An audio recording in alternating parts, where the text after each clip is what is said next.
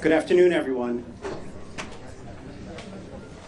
My name is Gil Prus. I'm the CEO of the Jewish Federation of Greater Washington, and it is my privilege to welcome you all to the opening gathering of the Nova exhibit in Washington, D.C.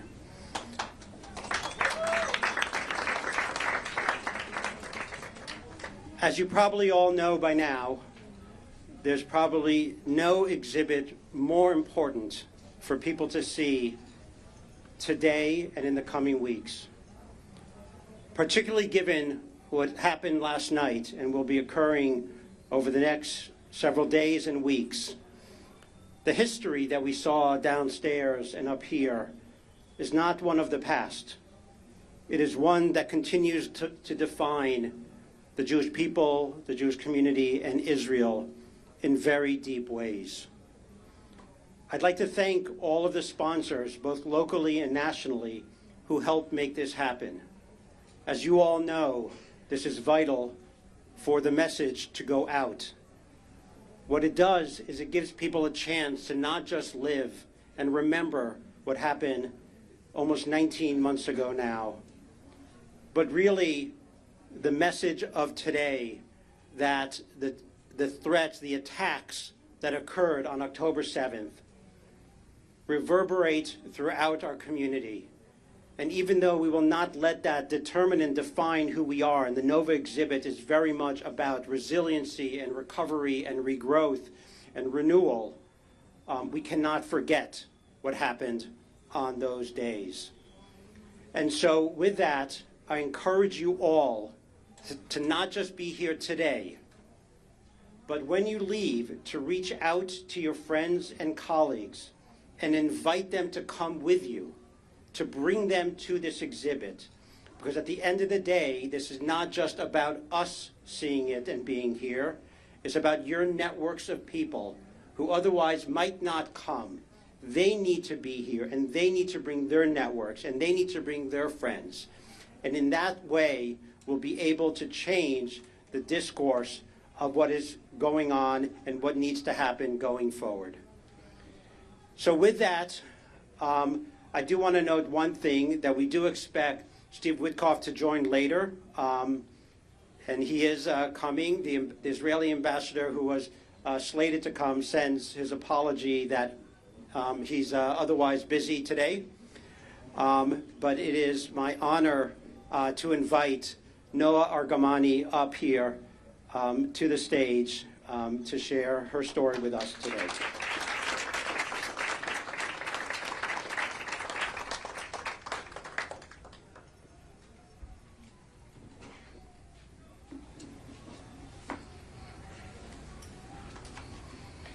Hello everyone.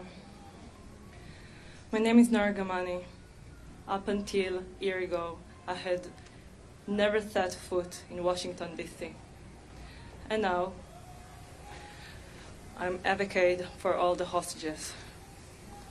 Since my rescue from captivity by the brave IDF soldier, I dedicate my life to bring my partner, Avinatan Noa, and all the hostages back home.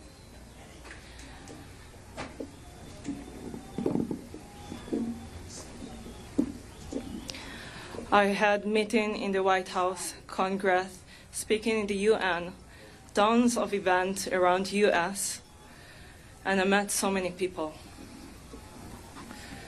I can see here today so many familiar faces of people who stood with us since day one. Thank you for hosting me for so many places. Now let me host you in my home. The Nova community is my home. We share the same values, the same perspective of peace, love, and kindness. On October 7, I was taken hostage by Hamas terrorists. I was in the Nova Music Festival with my partner, Avinatan Noa. At 6:30 in the morning, when the rocket started, we thought this is just another drone from Gaza. But after a while, we realized this is different. We tried to escape to our car, but terrorists started shooting on us no matter when we returned. We tried to get away, but then our car got stuck and we had to hide in ours until we were discovered by a group of terrorists. That was the last time that I saw my partner. The last time I saw my love was 660 days ago. In captivity, I asked about Avinatan everywhere I went. I lived in a fear every single day. I didn't want the guarders to suddenly lose control and kill me. All the terrorists was armed with 20 weapons, knife, and grenades. One mistake and the entire situation can turn upside down. I watched my friends getting released while I stayed behind. I wasn't a part of any category that could be released, and I stayed behind with the men. But after a few months, 2 of my friends was murdered while I survived. Yossi Sharabi and Itai Svirsky were by my side every day, and then I lost them. Their memory be a blessing. After 5 months, I had to be alone with the terrorists until the day that I was rescued. Being here today with you is nothing short of a miracle. It's been a year since I was rescued. A year was past. A year had passed, yet nothing was truly changed. We're still in a war. We still have hostages trying to survive. Each day, each meaning, living hell. Hostages are starving, holding heroic condition without any water. I'm not the same person I had a year ago. I learned that I have to be strong, not only for myself, but also for the others, for those who lost something close, for the families of the hostages, and for the hostages themselves. I'm not the same person I was a year ago. I choose to fight, but in my term. I listen to inner voice. I make my decision with care. I find myself in places I never dreamed I'd be. I met people I never imagined I would meet. I had the privilege to see many hostages return home into the arms of their loved ones. I broke down, I rose again, tons of time. And still, it's not over. My partner Avinatan is still in Hamas captivity, and I miss him. I miss him more every passing day. I worry, but I have to be strong for both of us. I hold into hope every single day that this nightmare will end and we will finally get to live the life that we dream of. This nightmare will only end when all 53 hostages will come home. I ask you all, do not let us lose hope. Be strong with us. We will dance again. Make sure that the world understands what happened in October 7 and what the hostages are still going through. Help us bring all the hostages home now. Thank you very much.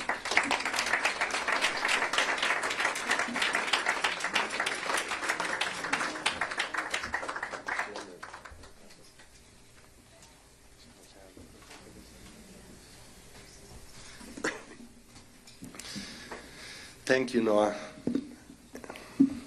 And thank you, everyone, for being here. My name is Ophir Amir. I'm one of the co-founders of the Nova Festival and also co-producers of the Nova exhibit and The Survivor.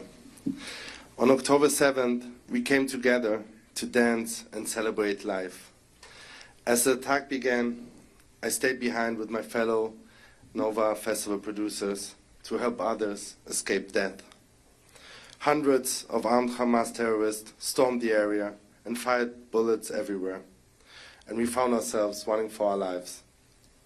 7 of us jumped into a car as 6 terrorists viciously opened fire. I was shot in both legs. We stopped the car and hid in the field, and moments later, I watched my friend lying beside me, taking his last breath. I couldn't move, lying still and playing dead.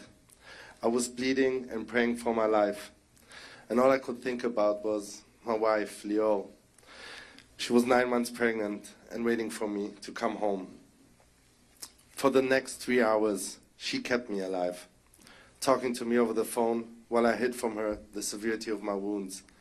I didn't want her to worry in her condition. It is truly a miracle that I'm here today. Just 1 hour separated me from life and death. We were rescued after 4 hours hiding in the field. I was taken to the hospital where I was finally reunited with my wife. I went through a long period of rehabilitation to get back on my feet while carrying a lifelong emotional injury. Yet, I was and still am grateful for surviving and returning home. I was fortunate to witness my baby girl, Eliana, born exactly 4 weeks after October 7th. Leon and Eliana are my biggest light.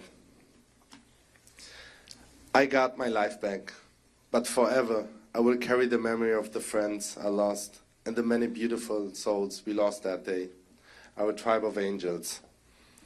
There are so many inconceivable stories like mine, and sadly, there are so many we will never hear.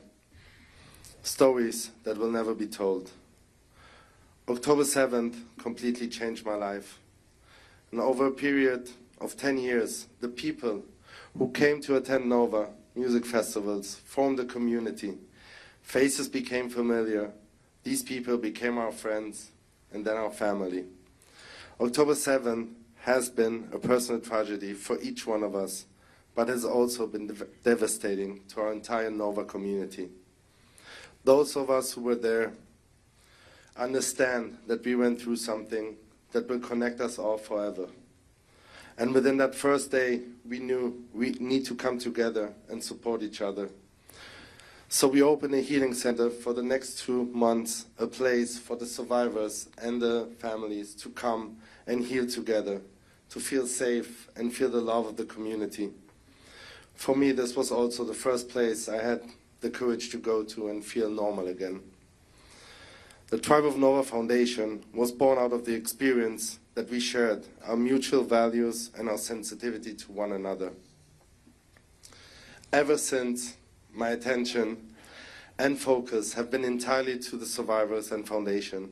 And through helping others, I found that I've also been healing and helping myself. Tribe of Nova's program have helped me cope with my trauma and have demonstrated how we all benefit when we give ourselves to others. While running the Healing Center and opened the foundation, Omri Sassi, my friend and one of the co-founders who also saved my life, urges us to do something to remember our friends that have been murdered and show the whole world what happened to us. We created the exhibition in Tel Aviv, inspired by the need to honor the memory of our friends and family. And after we opened, we immediately understood what an impact this is making on everyone that sees it. It's not only for the memorial. It's such a strong tool to show the world what happened to us. There's so much hate and so much denial on social media and everywhere around us. And with this exhibition, we will do everything in our power to tell our story, to educate, to fight against hate, and to bring our allies together again. The journey of the exhibition to New York, Los Angeles, Miami, Toronto could not have been possible without incredible people who started out as friends and have become my brothers. Scooter Brown, Joe Teplo, Josh Caden, and my Canadian brother, Jesse Brown. Yeah, please clap, brother. Please, yeah.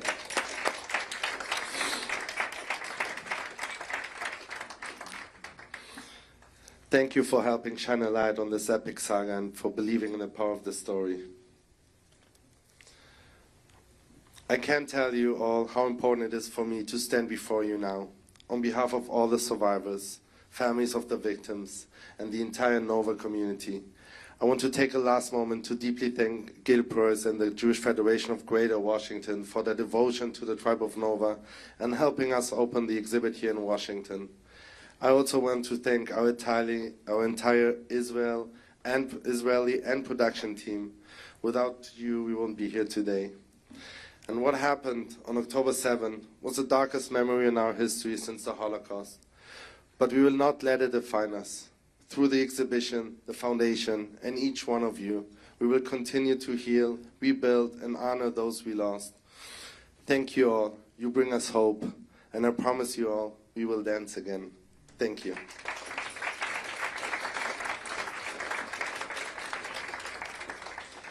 And I'm honored to call my friend Scooter. I won't say Joe. I won't say.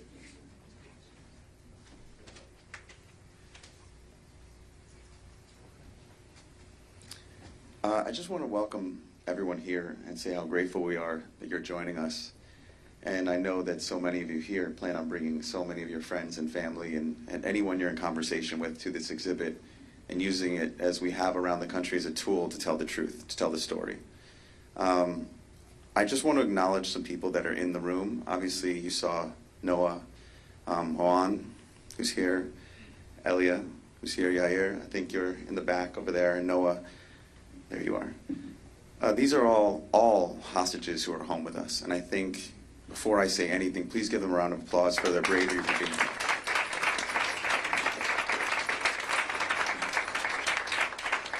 You know, I was born here in the United States. I was born in New York City. I'm first generation born here, and I have a tremendous amount of pride in being American. My grandparents were Holocaust survivors. My grandmother went to Auschwitz, and my grandfather in Dachau. My father is a refugee from Hungary who sought asylum in this country. And something that is intrinsically American is speaking up for those who need to be spoken for. Something that's intrinsically American is speaking up when things are hard. And when Joe Teplo and I went to Israel in December after October 7th, we wanted to see the truth for ourselves, not because we needed to know, but because we knew we wanted to have the conversation from a place of honesty and conviction. And when we arrived, we were first brought to Be'eri, to the kibbutz, and we saw things that no human being should ever see. The blood was still fresh. We heard stories that were unimaginable, especially for me, a father of 3 young children. And then we were brought to the Nova Healing Camp, where I got to meet some incredible young people. And that was the first time during the trip that I found myself incredibly angry. Because I worked in the music industry for a very long time. I was a manager for 23 years. I've owned a label, worked with the biggest stars in the world, and I've also had the unfortunate experience of being part of a concert I hope I never had to be a part of, which was One Love Manchester, which was a response to terrorism in Manchester at a bombing at our show with Ariana Grande, where 22 people lost their lives. And no one asked if the young man who killed himself while waiting for families and young children was a freedom fighter. They just said, violence at a music concert is wrong. Violence and terrorism, taking the lives of innocent people, are wrong. So I want to repeat that 3 of those people I just spoke about, who are sitting in front of me, who were hostages, were civilians celebrating at a music festival. These were not soldiers, they were not in combat, they were there dancing with their friends. When you come to this exhibit, I hope that you see Coachella. I hope that you see Stagecoach. I hope that you see concerts that you've gone to. You won't see anything political here. You'll see kids dancing and being joyful, and then you'll see real evidence of what took place. And I don't want you to see the conflict. I don't want you to see the Middle East. I want you to see your brother. I want you to see your sister. I want you to see your friends. I get emotional as I look out. I see a friend from Los Angeles who raised her daughters in Los Angeles. And as a parent, she lost both of her girls that day. And the strength that I've seen from her and her family of showing up at the Nova exhibit every single day to tell the story of her girls who were there to dance and to love life. And then to still be here and show up in Washington, D.C. to tell that story again because she wants peace, because she wants a better world. I introduced her husband, I wasn't planning on telling this story, but I introduced her husband to a friend of mine, Ahmed, who's a Palestinian from Gaza who's lost 31 members of his family since October 7th. And when I turned around, her husband, who had just lost his girls, was embracing Ahmed and crying together. And I just want to say to so many of my fellow Americans who are here, we see ourselves screaming at each other in the streets. We see ourselves so divided, but if these two families can hug in the Nova exhibit, when they are actually affected by the conflict, we can start setting a better example. It starts with us. And I really hope that this exhibit gives you an opportunity to have those conversations, to use them as an example. And I'll leave you with this idea of when I started with Manchester. The whole world rallied within 2 weeks to do this concert, One Love Manchester. The whole world, the biggest artists in the world. And in the last over a year now, it's been so much silence. And I want to encourage everyone here, something that I've learned, lean into the silence. Do what these kids do. It's not never forget, the way I was raised with the Holocaust. It's we will dance again. They don't talk about what they're not going to do. They talk about what they're going to do. And that is what you should come here and take from this exhibit. It's an opportunity to reach out to someone and speak about who you are, who we are, and who they are. And don't stop speaking until their friends come home, their partners come home, their sister comes home, their brother comes home. It's not about the noise and the anger. It's about humanity. And I just can tell you how grateful I am that you're all here to join us in this moment and be here, because if they can be here, this is the least we can do. So thank you very much.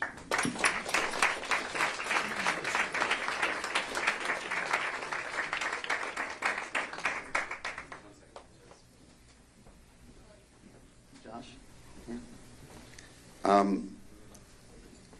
You want to explain?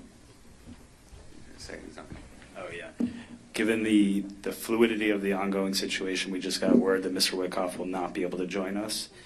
But thank you so much for joining us today. I want to add one more thing. There are people in the United States who've made a difference for our entire world, and I just want to acknowledge someone in the room who showed up because it sends a very big message to everyone. Michael Milken is here, and I just want to acknowledge you and say thank you for coming. So once again, like Josh said, with the situation, people have to do their jobs, but I will say with the biggest names in the world, what we've learned by doing this exhibit in multiple cities, it starts with one individual and asking them to bring another individual. So all of you are just as important as anyone in the world, and we ask you to bring your friends and continue telling their story. Thanks.